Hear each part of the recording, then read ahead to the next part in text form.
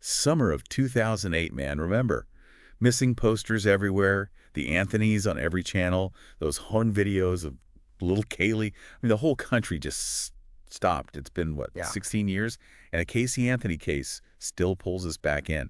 This stuff never really goes away, does it? Nope, it sure doesn't. You sent me this podcast episode about that new Peacock documentary with the lie detector tests. Yeah. And, wow, talk about opening a can of worms. It does, yeah. It really digs back into all the old stuff and adds some new twists, too. Exactly. For those who maybe don't remember every detail, it has been a while. Let's do a quick rewind to the beginning. Okay, 2-year-old Kaylee disappears. And for a month, her mom, Casey, she's acting like nothing happened. No frantic search, no begging for help. Just partying, hanging out with friends. Right, and it was that total disconnect between how we expect a parent to react and what Casey was doing. That really grabbed everyone's attention. 100%. And then the trial. Forget about it. Total media circus. When they found Casey not guilty of murder, despite all the evidence, people were furious. It was a shock to a lot of folks, that's for sure.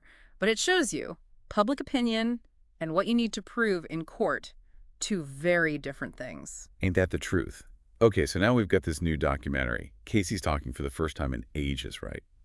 And she throws out these bombshell accusations about her dad, George, saying he sexually abused her and Kaylee, and implying he might have had something to do with Kaylee's death to cover it up. Heavy stuff. Very serious allegations. And George Anthony, gotta be clear, he denies it all completely. The documentary digs into how he and Cindy decided to take lie detector tests, trying to clear their names, basically. Yeah, and those tests were intense. No messing around, straight to it. Did you have sexual contact with Casey? Did you have anything to do with Kaylee disappearing? Did you hide her? Tough stuff. And they both passed. No deception indicated, according to the results. The documentary shows their reaction, raw emotion, relief, vindication. You really feel it. Years of that pressure, that suspicion, just gone. Cindy even talks about how she can finally go grocery shopping without people giving her the side eye, That hits hard. Because even if you're innocent, that cloud of suspicion, it has a real impact. It costs something. No doubt. But even with those tests, it's not so simple. Cindy defends her husband, obviously, but she also says there might be nuggets of truth in what Casey's saying. That's a whole other layer, right? A mother trying to find some truth in her daughter's words, even when those words are painting a horrifying picture. Heartbreaking. Confusing. Both, maybe. Cindy even wonders, maybe Kaylee did drown in the pool and Casey just panicked. Created this whole cover-up, blamed George to avoid responsibility. And then the documentary takes a dark turn. Casey describes Kaylee's last day, says George woke her up, handed her Kaylee's body, all wet and lifeless, supposedly said something like, "It's your fault, but don't worry, she'll be okay." What? So creepy. And obviously, George denies this entirely. Even Cindy's not so sure about Casey's story. But then, boom, another twist. Someone from the original trial pops back up. Dominic Casey, private investigator hired by Casey's defense back then. Right. And in 2016, 8 years after the trial, he files this affidavit. Contradicts a lot of Casey's claims. Straight up says she admitted to him Kaylee was dead, and she wasn't coming home. Whoa. But it gets wilder.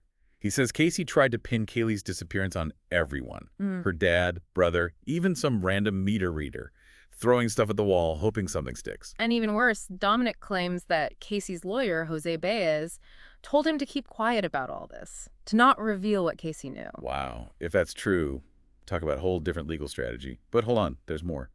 Those Google searches on the Anthony family computer, remember? Suffocation, how to make chloroform. Oh, yeah. Big part of the case, those searches.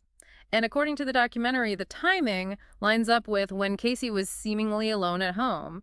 George and Cindy both had solid alibis. She was at work, he was driving to his job, time card, and phone records checked out. Right. Hard to imagine either of them doing those searches with that timeline. Definitely casts more doubt on Casey blaming her dad for it. So here we are.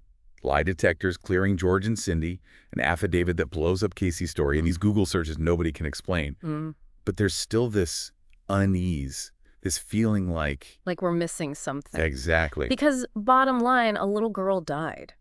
And this family is shattered. The documentary really shows that. All the tension, the broken relationships within the Anthony family. Breaks your heart. There's these text messages, Casey accusing George, Cindy defending him. And then, this is chilling. Cindy sends Casey photos of Kaylee's remains, the ones they found in the woods. Brutal. Just a raw look at the damage left behind, all the scars, even years later. It's heavy stuff. And as we keep digging into this case, those scars just become more and more visible. There's this part in the documentary where the FBI polygraph examiner who tested George and Cindy, he gives his opinion. Never tested Casey, but he's seen a lot, Yeah. And what he says about her, it's really interesting. But we got to take a quick break. We'll be right back to unpack all that. So, yeah, this documentary, another layer on top of this whole Casey Anthony thing. We've got the lie detector tests, seemingly clearing George and Cindy, that PI's affidavit, total bombshell, and those Google searches, man, still can't explain those away. Right, and we were talking about this FBI polygraph guy, right? He didn't test Casey herself, but he's been doing this forever, observing people, especially when the stakes are high. And he gives his professional take just from watching her in the documentary. What do you think about Casey? He says based on her behavior, he doesn't buy it. Doesn't think she's being truthful. Coming from him, that's significant. Shows you, even with the lie detector results for George and Cindy, the mystery's not solved. We're still left with that big question. If we believe them, and we know Casey's got a history of lying, what happened to Kaylee? It's the question, isn't it? Haunts everyone who's followed this case. To even start figuring it out, we got to look at all the possibilities. There's Casey's story, which full of holes, right? Seems like she's trying to shift the blame. And then Dominic Casey's statement, saying the opposite of what she claims, and that she was trying to throw everyone off the scent. Plus that digital trail, those searches, suffocation, chloroform, all done on the family computer when it looks like Casey was home alone. It's a lot to take in. Yeah. Even with all this, maybe we never get a clear answer, but that doesn't mean we stop trying to make sense of it, right? Of course not. One theory, Cindy even mentions it, is that it was an accident. Maybe Kaylee did drown in the pool. Casey freaks out, panics. That explained why she waited a month to report Kaylee missing, why she was acting so detached. But then, why go to such extremes to blame her dad? Like that. Was it just to get herself off the hook? Or was there something more going on in that family, something we just don't see? Even if it was an accident, the cover-up, the lies, also calculated, hard to see that as a grieving mom. Right. There's also the possibility, George seems to think this way, that Kaylee was intentionally harmed. Those searches, especially the chloroform one, that suggests something planned, hard to ignore. But why? What would be the motive? Some people say maybe Casey wanted freedom, to not be a mother anymore. Dark thought, but it comes up a lot with this case. Casey's actions while Kaylee was missing, the partying, the lies, it makes people think that way. Even if we say, okay, maybe it was an accident, the cover-up itself, the way she did it, doesn't fit the picture of a mom who's lost her child. Yeah. Always possible there's another explanation, something we haven't thought of, a missing piece. But looking at what we do have, it's either a terrible accident with a crazy cover-up or something intentional, but the motive's unclear. It's a puzzle with pieces missing. Maybe we never get the full story. But by going through the evidence, looking at it from different angles, asking the tough questions, we can at least try to understand. Exactly. And by doing that, maybe we learn a little more about people, how families work, how powerful secrets and lies can be. Yeah. This whole deep dive, it's been a roller coaster, man. So many emotions, twists and turns. But we're not done yet. We got to tackle those lingering questions. Think about what this case says about justice, truth, how much we can really know about anything. Stick with us. We'll be right back. Man, this deep dive, this Casey Anthony case, I gotta say, leaves you with a lot to think about.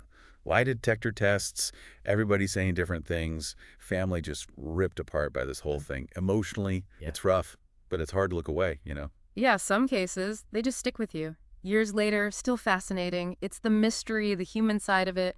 We just want to know what really went down. For sure. And the thing is, even with all we've gone through, the evidence, the back and forth, it's still so unclear. This little girl is gone, and nobody's really been held accountable. Oh, that's what gets to people. The courts, with all their rules and procedures, they said not guilty. Public might think differently, but legally, it's over. And that's what I struggle with. How can someone who at least tried to hide what happened to their own kid just walk away? Well, it shows you the justice system, it has limits. Not guilty doesn't always mean innocent, just means they couldn't prove it for sure, beyond a reasonable doubt. That's the standard. I get it, but it's tough. Casey Anthony, I mean. That name, it's always going to have that question mark next to it, no matter what the court said. It makes you think about truth, too. How easily stories can be twisted. Different versions, it's like a fog you can't see clearly. We got to be careful, especially now with news and the internet. Don't believe everything you hear. It's easy to get swept up in it all, the emotions, the juicy details. But this case, it's a reminder. Look at the facts, listen to all sides, and Sometimes the truth is more complicated than we want it to be. The Casey Anthony case. It's a lesson, you could say. Truth can be hard to find, and justice. It doesn't always look the way we expect.